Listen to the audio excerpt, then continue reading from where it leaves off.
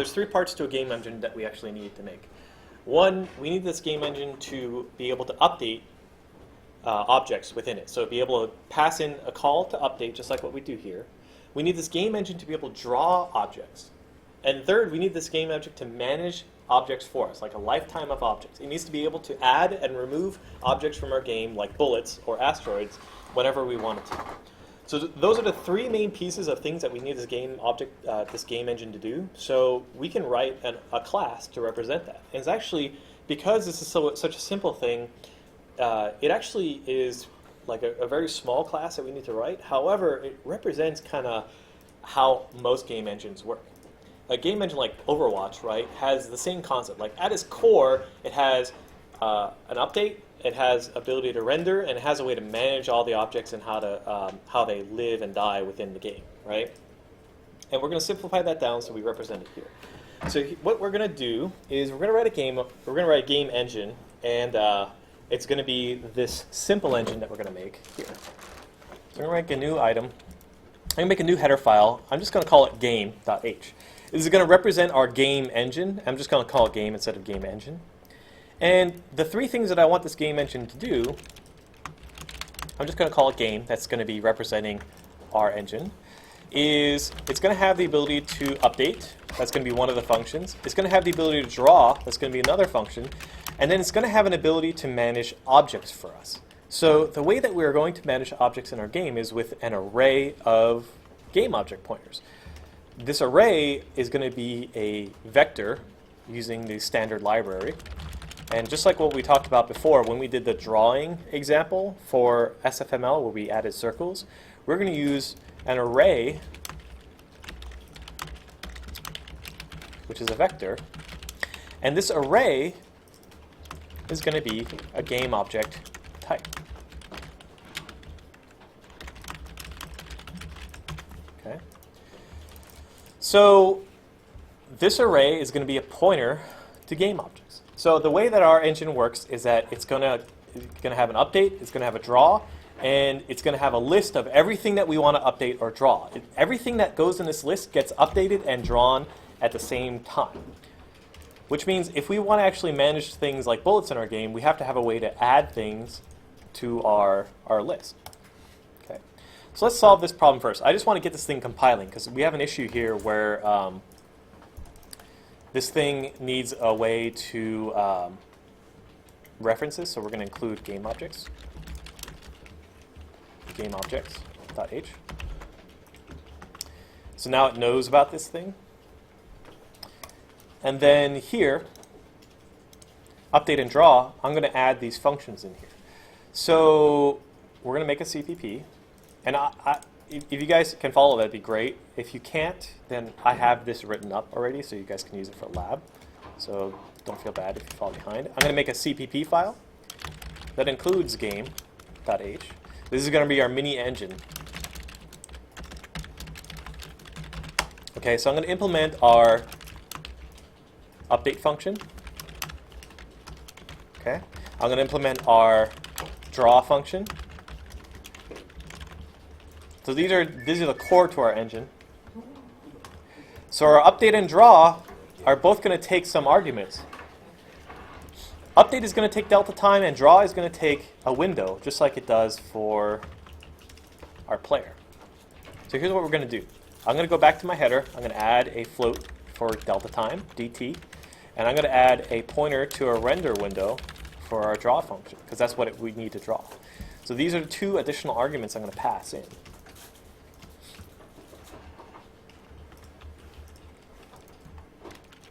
And in this case here, I'm actually going to also include, I'm going to include this guy right here.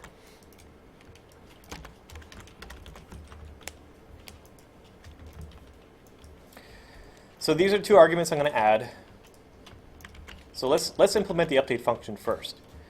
So if I said to you that our game engine is going to be responsible for updating all of our game objects, what does that kind of mean? What is this game loop actually going to do?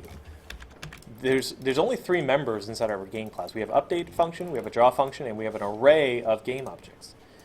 So if we want to actually go through and call update on all of them, here's the magic sauce. All we have to do is write a for loop. We're going to go over every single game object, like so. And we're going to say, hey, game objects at I, call update. How do we know that this thing has an update function? Well, this update function here is the one we wrote earlier.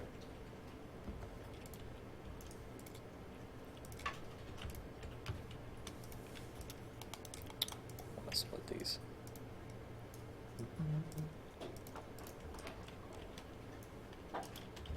So we have our update function here that we wrote for game object.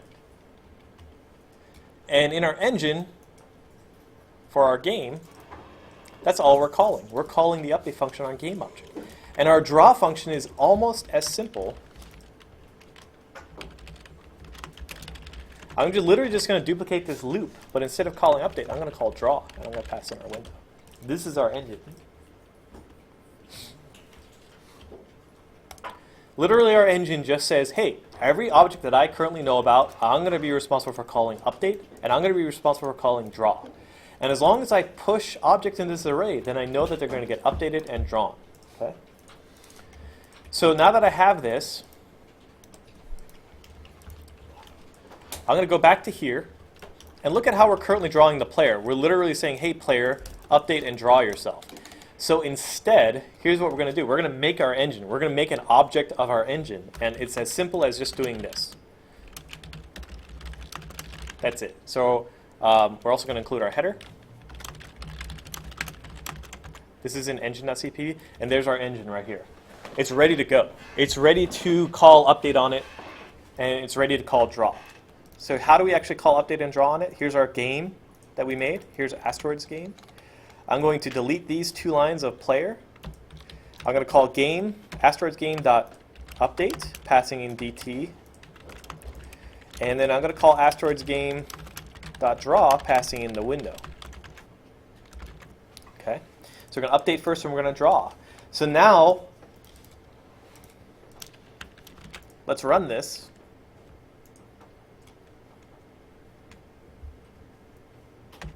I'll put a breakpoint right here. By the way, nothing is drawing here. If you actually have this, nothing is drawing. If I step into here, if I do F11, here's our loop. It's going to go over every game object we know about and call update. Now, how many game objects do we have right now that this thing knows about? Does anyone have any idea? How big is this array? What does that size say right there? 0. Why is it 0? Anyone know? Why is this array still 0? We have a player, right? Because it's a player, not a game object. Well, it's even if this was a game object, it would still be empty. Let's change this over to be a player. Let's change this over to be a game object, and I'll show you. So I'm going to change this over to be a game object, right? So now it's a game object, right? So how big is this array? Still 0. Why? Why is it 0? Well, we're missing a step, right? We created our player here. We set its velocity. We have our game. We're telling our game to update and draw. But did we ever actually add an object into this array? No. Right? So this thing actually has nothing inside of it. So that's the third piece to our member functions that we need. We not only need the ability to update and draw, we need the ability to add into this array. Okay? So let's go and do that now. Let's create a function called addObject, which literally just takes a pointer to an object here. And all this thing is going to do is going to insert into this array. It's going to be a very simple function. Literally going to be one line. And all this function does is it says, hey, game objects, push back this new one here. Okay? So now I have this function. And so the missing step is that now I have to call this function inside of the engine. So I'm going to go back here. I have my player. I have my velocity here. I have my game. what I can do is, hey, asteroids game, add an object that's a pointer to the player.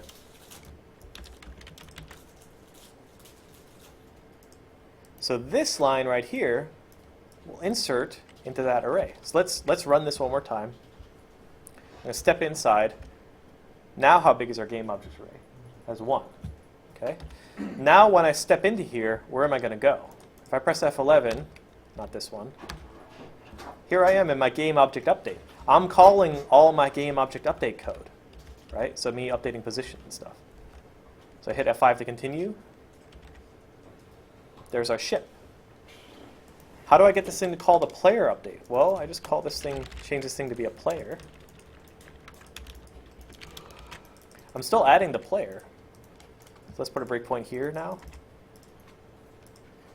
Step in. So if I hit F11, where am I going to go? Which of these functions am I going to go to? Which update function am I going to? If I go to my game objects, I have a player that I created. I would expect it to go into here, right here. And there it is. So now my game objects array has a player inside of it, which lets me do this. What if I wanted to add a second player? How do I add a second player? Well, here's a trick. Let's just do this.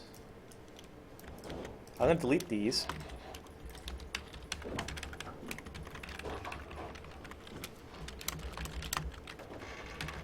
I'm going to create a player right here. I'm going to call add object, and I'm going to create a player right there. Same exact code, except now I'm creating a pointer to a player. It'll run exactly the same. I'll have the ship that I can move around. What if I wanted to add more players? Let's add a second player 100 pixels over. Okay, I'm just adding a second player into my array. I have 2 players now. What if I wanted to add a loop? Let's add 10 players here.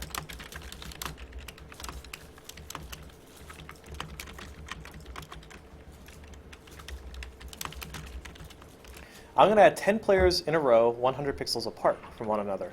Notice, I'm not touching any of this code here. Literally, it's right here. I'm adding 10 players into my list. Okay? And they're all moving together. What if I wanted to add 50 players? The idea is exactly the same.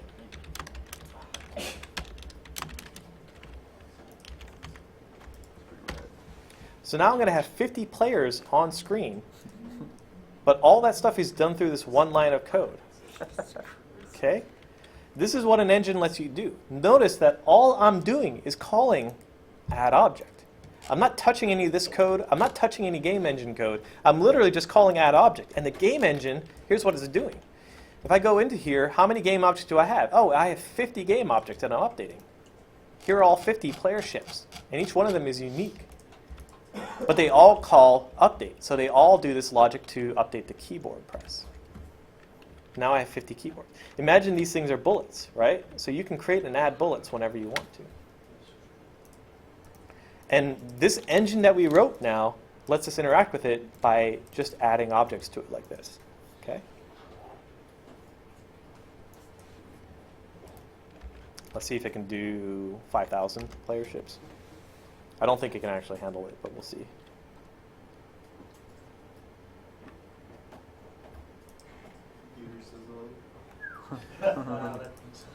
It's 5,000 ships all going off the edge of the screen. And this is how they make Crisis. But you notice, look at this behavior. I have 5,000 player ships and they're all running the same code, right? And some of them are overlapping a little bit. But they're all still rotating and maintaining the same angle and rotation. All right. But you guys get the idea. Now we have an engine. If we ever want to draw something, all we have to do is call add object. So this is how we're going to get our bullets to spawn. Every time I hit spacebar, all I have to do is call add object. And then I can add a bullet. As long as my bullet is derived from a game object, which it is in our case, I can create it. So let's do that now. I'm going to get rid of this crazy thing that I have made. this Frankenstein. Just burn the fuck up. Yeah, it might be smoking a little bit. Okay, so let's make a bullet. And once I make the bullet and have the player be able to shoot it, I'm going to hand it over to you guys, and then you guys are going to take this and do the lab. Okay, so what is a bullet going to have? It's going to have the ability to die. It's going to have a different texture. So let's create a constructor for the bullet first. That just takes a position. Okay. We're going to write that constructor next. Right here.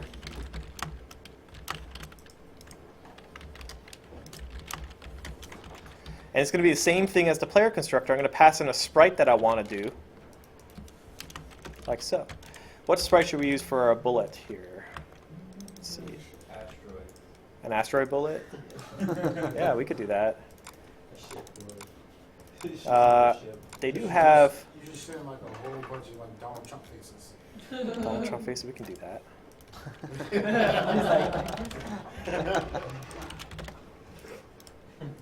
I like Facebook.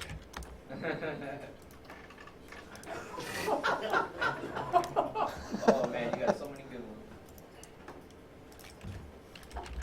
Is there Photoshop on these? Yes. Jesus Christ. We're going to use him. You're gonna use it, though. You should, then the asteroid should be like Hillary Clinton's.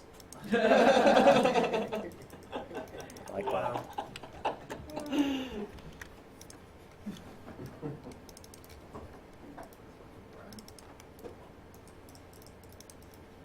I'm not going to do a great job of Looks like cutting it just that. had a facial. It just had a facial.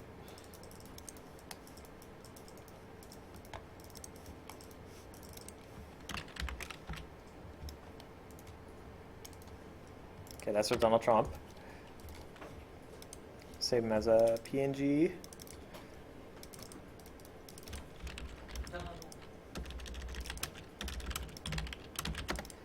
who had no plan.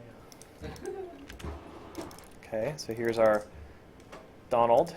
We're going to copy him and put him inside of our directory. And we're just going to use him as our sprite. Oh,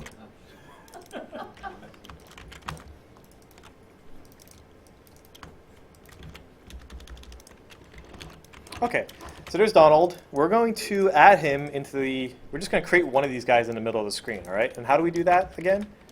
Add object. New bullet this time. We'll just pick him right there. I'm just not even shooting. I'm just putting him in the middle. There I think we can fix up a little bit better, right? he's watching it all the time. Face. Really want to just get his double chin up in here.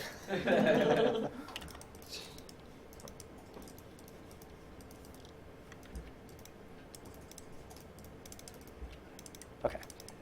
This is, you got to get his hair. Oh, you gotta get his hairpiece in there. I think this is good enough. Okay, so we will take this guy, and for one thing, he's kind of big. Yeah. Like, we probably want to scale him down, which we can do. So that's the nice part about us making a bullet is we can take our sprite. Oh, one other thing which I forgot to mention. We're going to make these things from private to be protected as well. Because remember the difference between private and protected? Private means nothing outside of that class can reference it, while protected means nothing outside of that class or its children classes can reference it. If I do this now, I can take my sprite and I can set the scale here to be, I don't know, to 0.2. Going to be 20% of the size. So there's our Donald. And we just want to have to shoot him out, right? He looks really bad on the projector. That's perfect.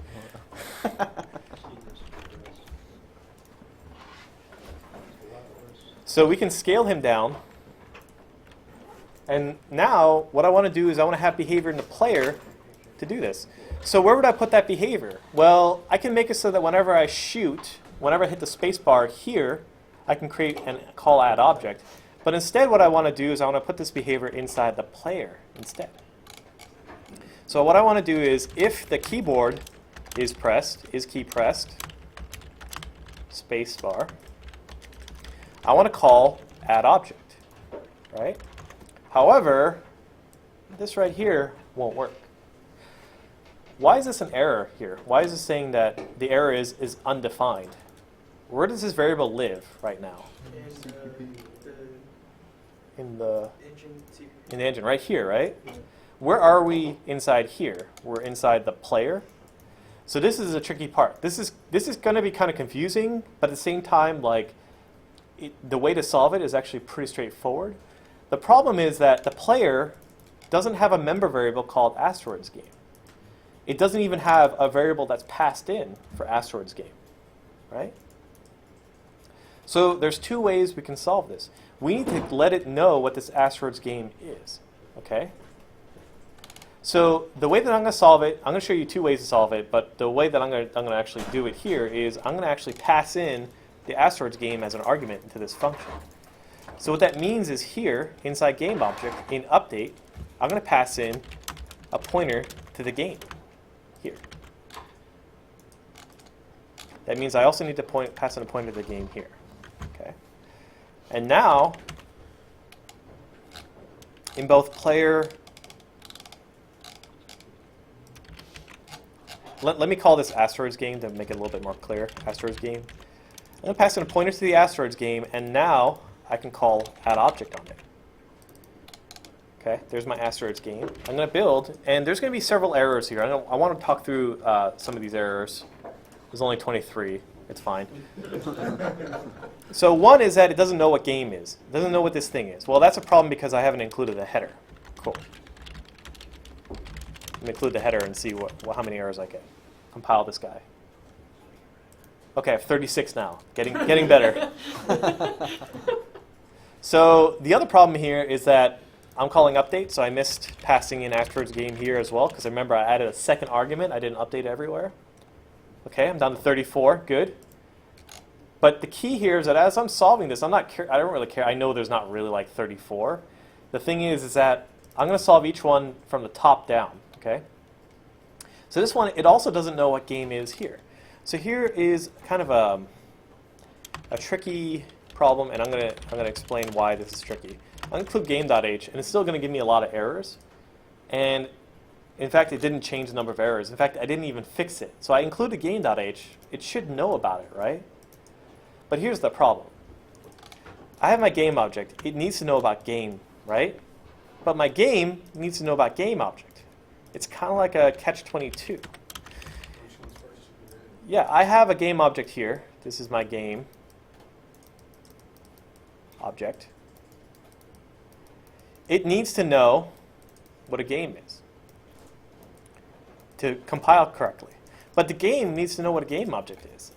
So these two guys depend on each other. And the problem with C++ cannot reconcile this just by default. It doesn't know which one you want first, right? So here's actually how you solve this problem. And the problem is you break one of these dependencies and you give it a fake one instead. So you say, hey, break this dependency that game object has on game and tell it what a game is ahead of time. So you're kind of like, hey, don't worry about it. You don't need to know exactly what it is. I'm just going to kind of give you a hint as to what it is. Or you break this one and you give the game a hint what a game object is. Okay? So that's what we're going to do. So breaking this means delete the header file from here. Okay? And this is going to be a problem now because game object is not going to know, or this header file is not going to know what a game object is. And so to solve this, to give it a hint, use what's called a forward declaration. You tell this header file, hey, I know I haven't included the header that you need, but here's all you really need to know. You just need to know that game object is a class, and that's it. You put this little guy in front. You put a class game object semicolon. You say, hey, dude, don't worry.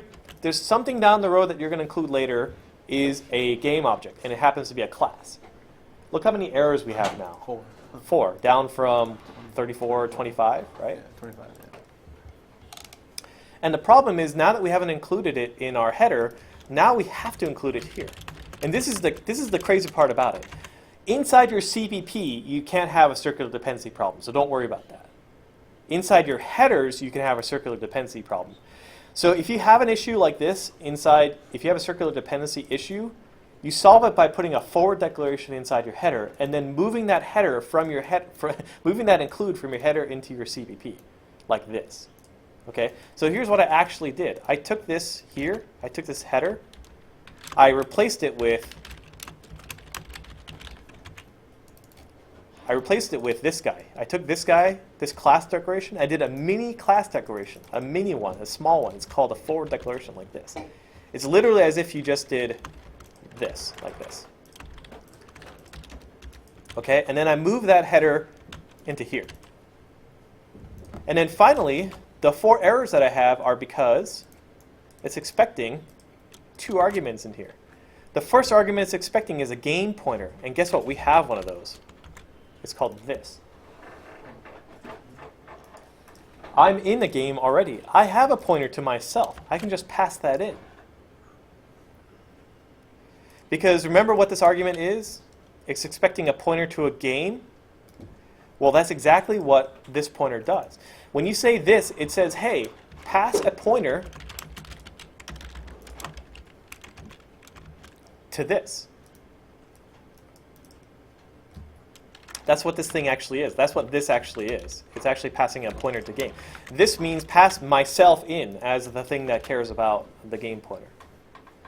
And now that we have this, I go back to my player, and look, now I have a pointer to a game. Now I can call add object on that pointer, and now I can actually create this thing.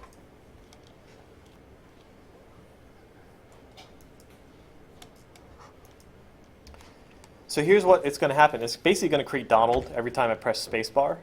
So there's no Donald here. I'm going to press spacebar, and there's Donald right there. Okay. Creates. I actually have hundreds of Donalds right now. You can't see them; they're all stacked on top of one another. So if I go into the game CPP and I put a breakpoint right here, I have 32 Donalds that are all stacked on top of one another. So how do I get them to move forward? Okay. Well, I have the ability to accelerate them. Right. I can take my bullet here. Let's do this. I'm going to create a pointer to a bullet. New Donald. Set it like this. I'm going to say, hey, Donald, remember all the things we can do to a bullet? We can set the velocity of it. I can have it move to the right and then pass this in here. So every time I shoot, I can create a bullet that moves to the right. So watch this now.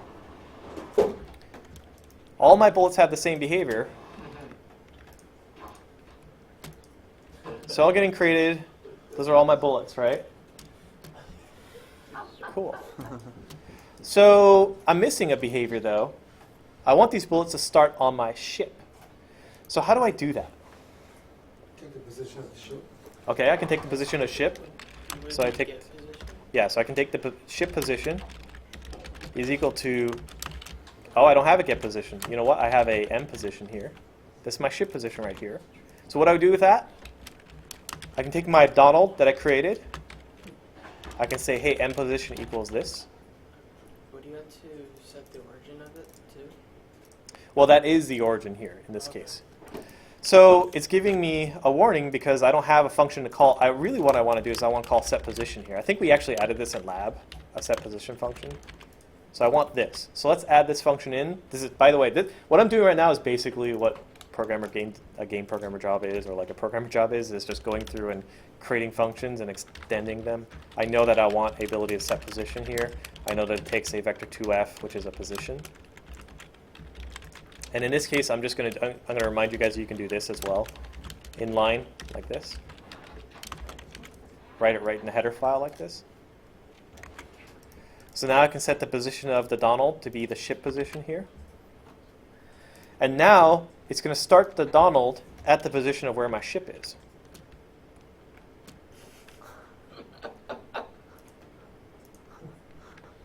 It's just like a face full of shit. Oh, Jesus. Cool. McDonald's. Okay, it's not shooting. For one thing, it's not moving fast enough, and it's not moving in the direction that I want it to, right? So here's what we're going to do. I'm going to change this function. the first thing is I want Donald. I also want to take the angle. Vector 2 as float, ship angle, and I want to set the angle of the bullet, or angle of the Donald, to be the ship angle. So now Donald will be rotated to face the same way that my ship is. So now see how his face is facing in the direction of my ship?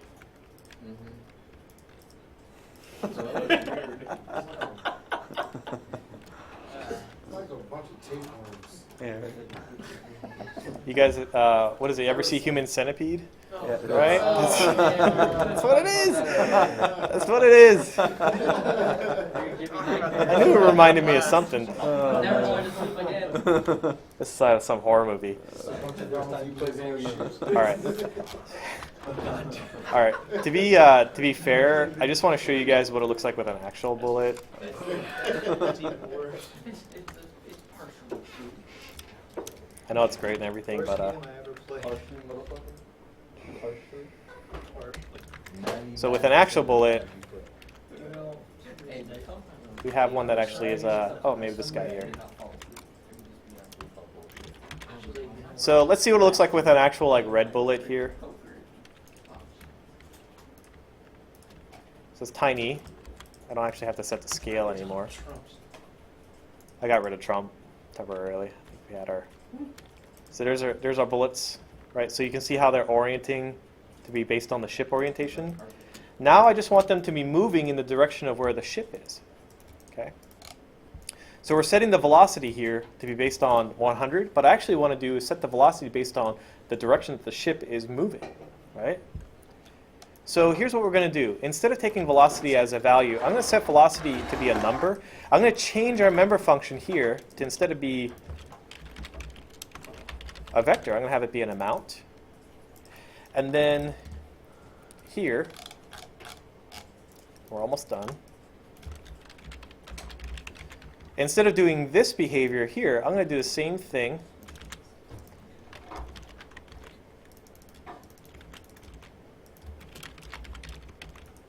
That I did for acceleration and use the angle of rotation to control the velocity. So now what's going to happen is that I'm changing my velocity to be 1,000, and now it's going to move in the direction that my ship is. It's like fireworks going on.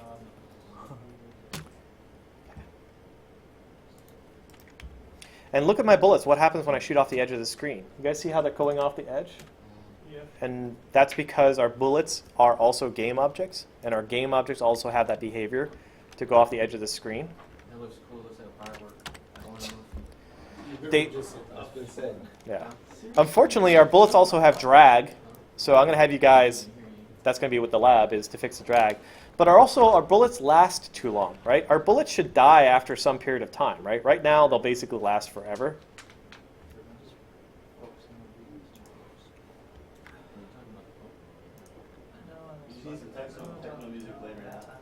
Some EDM. Yeah.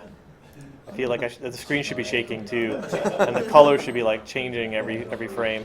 Oh, we should do that.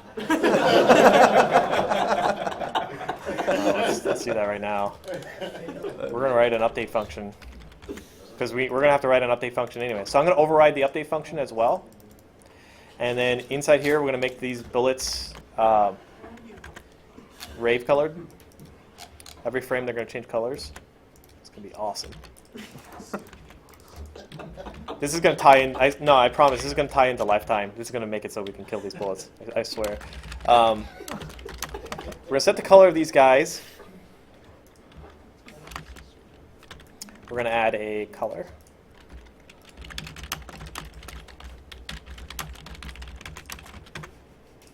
And color is going to be the little. Okay. And every frame, we're going to say, hey, M color. Did I ever show you guys how to do changing colors? I didn't, right? Okay, well, we can do this now. So they're going to change, red is going to change.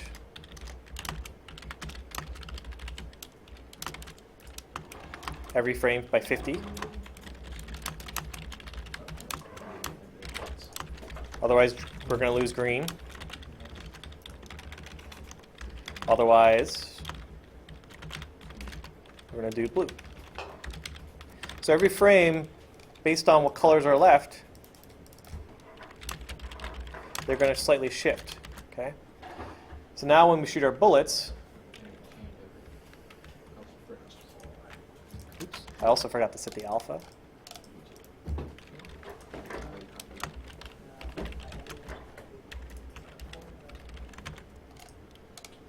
For DB.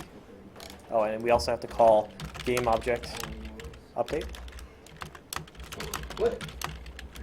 Remember, you always have to call the base one. If you guys see this behavior where you're not actually seeing it update, it's probably because you didn't call the base one.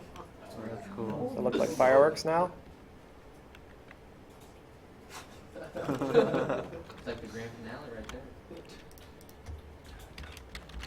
You can also have it restart. And we can have it change colors faster.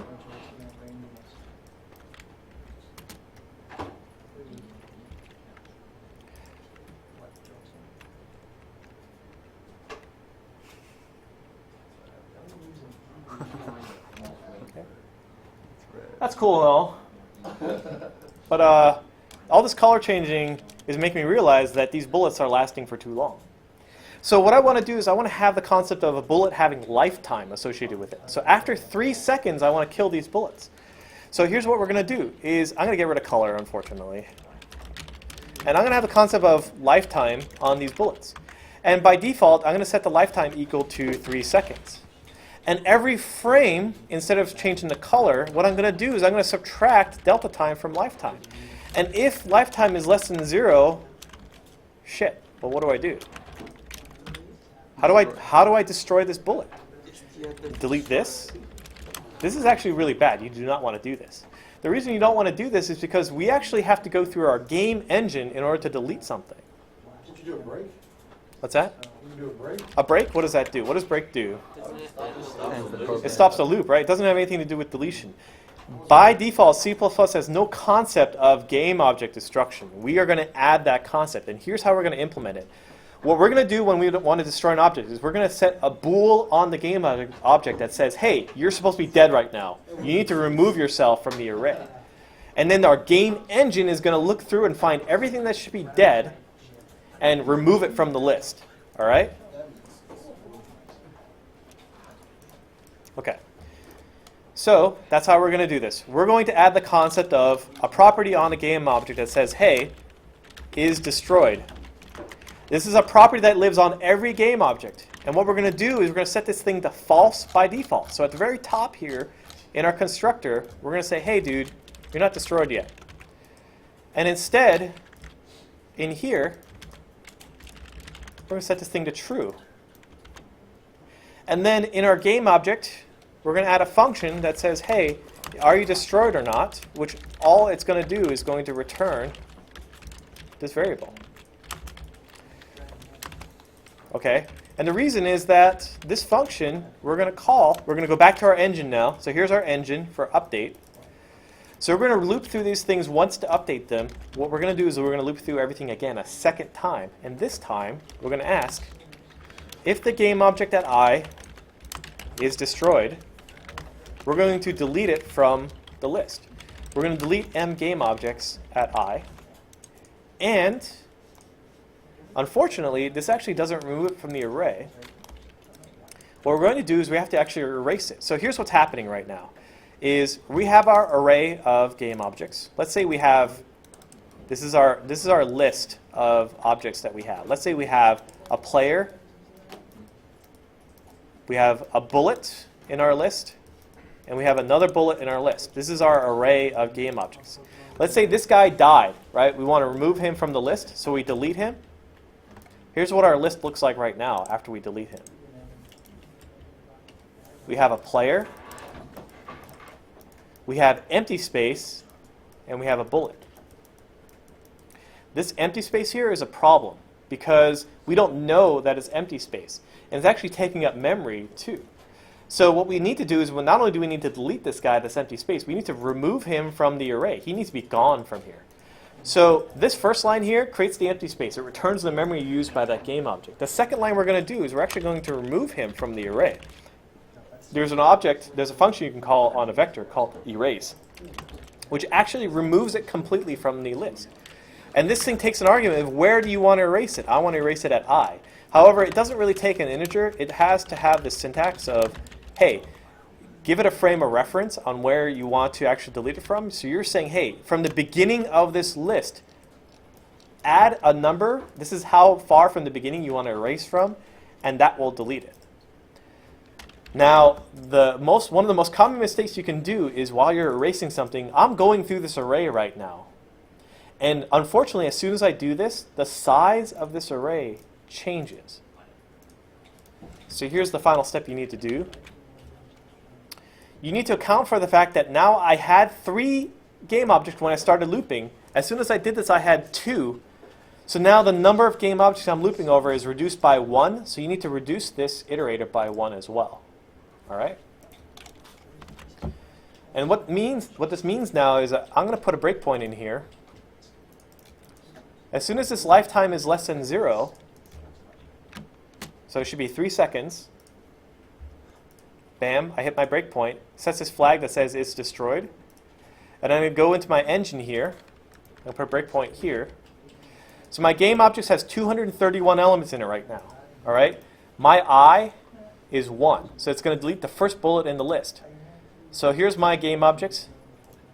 So see how my variables here, it says d, d, d, d, d, d, d, d, d, means that it's been deleted. I'm going to take that, I'm going to erase it. So now my game object has 230 elements in it. I'm going to decrease this by 1. So now I is back to 0. I'm going to go back through the top of the loop. I is back to 1 again. So now I'm iterating through the first element again. And oh, it skips that one because it's not destroyed. Overall, this means that now I can shoot my bullets and watch them get destroyed for time. That's cool. Okay. So that's how our game engine works. And so all those pieces fit together to make the beginnings of the ability to shoot. So here's what I'm going to have you guys do for lab. You guys have an hour in class to start on this, and then whatever is remaining is going to be for homework as well. We're going to make the bullets that fire rotate 360 degrees per second as they fly. So they spin in the air as they fly. Okay? I also want these things to stop having drag. I don't like that they stop moving. That's not actually how asteroids works. Unfortunately, all our game objects have drag on them. So how do you stop them from having it? I also wanted to so that they no longer have a lifetime, so they'll fly infinitely. But as soon as they hit the edge of the screen, they'll get destroyed. Okay, so right now they're hitting the edge of the screen. They're going to the other side. I don't want that for our game. I want to make it so that if you shoot off the edge of the screen, they actually get destroyed instead. Okay. And then finally, every time you fire a bullet, also fire a bullet that shoots behind you. Okay. All right. So I'm going to give you guys this as the, I'm actually going to change the image here. I'm going to change the image one more time to be the, let's do this one here. Doesn't matter which one you use. It doesn't matter which one you use. I like this one because it looks better when it's rotating. Oh yeah, the long one would look stupid. So there's our bullets. So let me copy all these files to Zool. This is going to be the lab work. And this is also what I want you guys to use for homework, too. I'm going to put a new folder called Week 6 Lab. So these 5, actually, you know what? Let me copy the entire folder over. I think that's probably going to be better, because I know some of you guys are going to need that. Just don't run it from this directory, please. It wasn't AJ last time. AJ learned. AJ hasn't done it since then, right? Yeah, he's been good. So just copy this entire folder to your directory and then work on it for your lab, please.